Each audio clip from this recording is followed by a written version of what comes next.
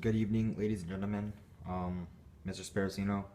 Today I'm going to talk to you about my artificial organ. Now, you might be wondering, oh, this is just a aluminum foil and some plastic wrap. What organ could this be? Well, as you may or may not know, the skin is actually the heaviest and the largest organ actually, in terms of mass of the human body.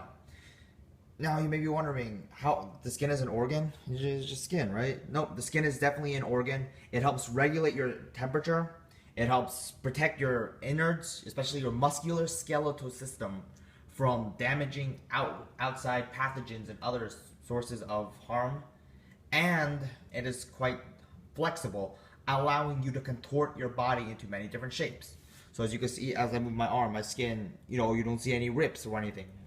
So I wanted to come up with some sort of artificial skin in case of you've heard of some procedures such as skin grafting, in which you attach skin back to it. While this may not have the exact nerve system that the skin has, it does have three important qualities. One, it's waterproof thanks to the plastic wrap. Two, it's flexible because it's aluminum foil and plastic wrap, so it can definitely bend itself. And three, it's quite durable, and it's not just gonna rip, from me, let's say rubbing it against this table. So I'm gonna test a few things. I made it just enough so it'll wrap around my right arm.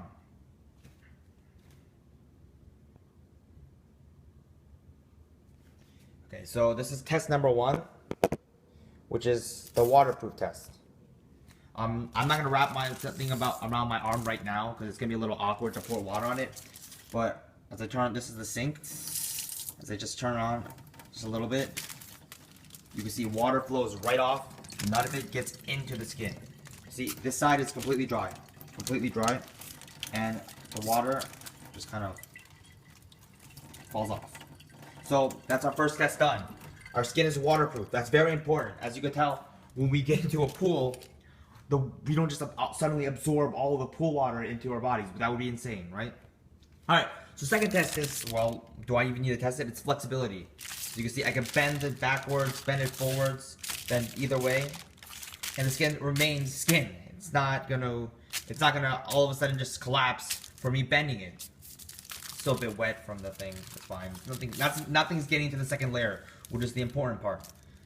The outer layer of the skin is actually called the epidermis. So this plastic wrap is kind of functioning as a surrogate epidermis per se.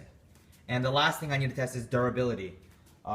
So I can get anything to test it, but I'll just for this sake, I will use this knife right here. Now, of course, if I press down hard enough on my regular skin, it's gonna rip, right? But if I just slide the knife over, you can see nothing's happening to the skin, right? I'm even applying a little bit of force, and you don't see any perforations or any cuts occurring along the skin. So while this may be very, very simple, and it's nowhere near as complicated and beautiful and elegant as how our skin works, I think this is actually quite ingenious. The fact that everyday household materials, when just put together, can function just the same with the similar functions of a human organ. Thank you.